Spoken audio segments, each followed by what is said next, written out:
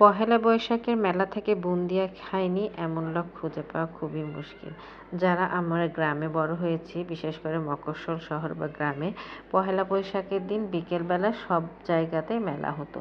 তো বাচ্চা কাচ্চারা সেখানে গিয়ে বুন্দিয়া খেত, গজা খেত, তারপরে খুরমা খেত, বিভিন্ন রকম খাবার ছিল, বাতাসা খেত, বিশেষ করে বাতাসা, যেটা এখন আর চোখেই পড়ে না আসলে। তো আমাদের এই ইট পাথরের দেওয়ালে বড় হওয়া বাচ্চাগুলো এগুলো কিছুই দেখতে পায় না, আসলে এগুলো পাই না। আমি যে শহরটাতে আছি এখানে যে কোনো মেলা হচ্ছে আমরা সেটা খুঁজেই পাইলাম না। তো যাই হোক, এই যে পহেলা বৈশাখের দিন সকালবেলা আমার ছোট্ট কিছু আয়োজন ছিল, সেগুলো আমি এই যে এখানে দেখাচ্ছি। আসলে এটা দেখানোর কিছু নাই, তারপরেও একটু দেখানোর চেষ্টা করছি আর আপনাদের সাথে গল্প করছি। আসলে কার পহেলা বৈশাখ কীভাবে কেটেছে আমার জানা নেই। তো আমরা যখন ছোট ছিলাম তখন পহেলা বৈশাখটা ওই আমেজে ছিল অন্যরকম। নতুন একটা জামা পরতাম। বিকেলবেলা আমাদের বাসার পাশে একটা বাজারে মেলা হতো। তো আব্বা যখন বাজারে যেত বিকেলবেলা দুপুরের পরে, তখন আমাদেরকে কিছু টাকা দিয়ে যেত। এই বড়জোর 20 টাকা, 25 টাকা, 30 টাকা বড়জোর হবে। ওটা পেয়ে খুব খুশি, ওটা নিয়ে আমরা মেলায় চলে যেতাম। তো মেলায় যেতাম বিকেলবেলা আসরের নামাজের পরে।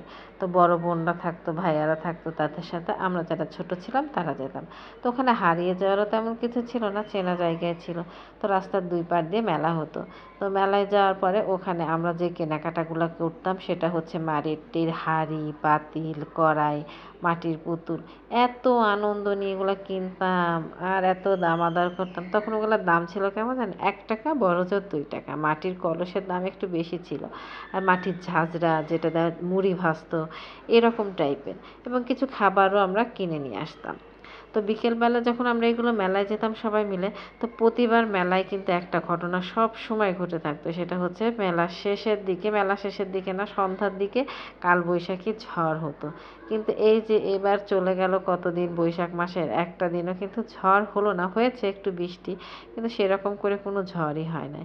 আসলে আবহাওয়া চেঞ্জ হয়ে গেছে, মানুষও চেঞ্জ হয়ে গেছে, আমরাও চেঞ্জ হয়ে গেছে। আমার বেশি খারাপ লাগে আমার বাচ্চাদের জন্য। আসলে ওদের এগুলো কোনো কিছুই দেখাতে পারলাম না। ওর দাদা বাড়িতে ওর বাবা বলে সেখানেও মেলা হতো, ওরা এগুলো শুধু গল্পই শুনে যাচ্ছে।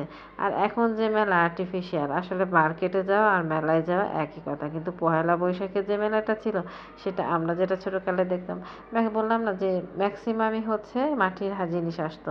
ওই দিন আসলে চৈত্র মাসের শেষ দিন ধরতো হিন্দুরা, আমাদের এলাকায় দেখেছি। ওটাকে ওরা বলতো চৈত্র সংক্রান্তি। তো চৈত্র সংক্রান্তি হিসাবে ওরাও মেলা করতো, আর আমাদের মেলা হতো হচ্ছে পহেলা বৈশাখ হিসাবে। তো আর ওই সময় আর একটা সবচেয়ে আকর্ষণীয় জিনিস ছিল হচ্ছে হালখাতা। আমার বাবার দোকান ছিল, সেই দোকানেও হালখাতা হতো। পাশে আশপাশে সব দোকানে হালখাতা হতো। আমরা যখন দোকানে যেতাম বাবা টাকা দিত, আমার আব্বা টাকা দিত বিভিন্ন দোকানে, যদি যারা বাকি থাকতো তো তাদেরকে টাকা দিয়ে তারা আমাদের মিষ্টি খাওয়াতো, জিলাপি খাওয়াতো, এক এক দোকানে এক এক রকম খাবার খেত। আর ওই দিন আমরা সারা বছরটা অপেক্ষা করে থাকতাম যে ওই দিন আমার আব্বুর দোকানে হালখাতা হবে, আমরা গিয়ে হালখাতা খাবো আর সারাদিন দোকান থাকবো, খুব মজা করব। কেমন লাগলো আমার এই ছোটোবেলার কথাগুলো?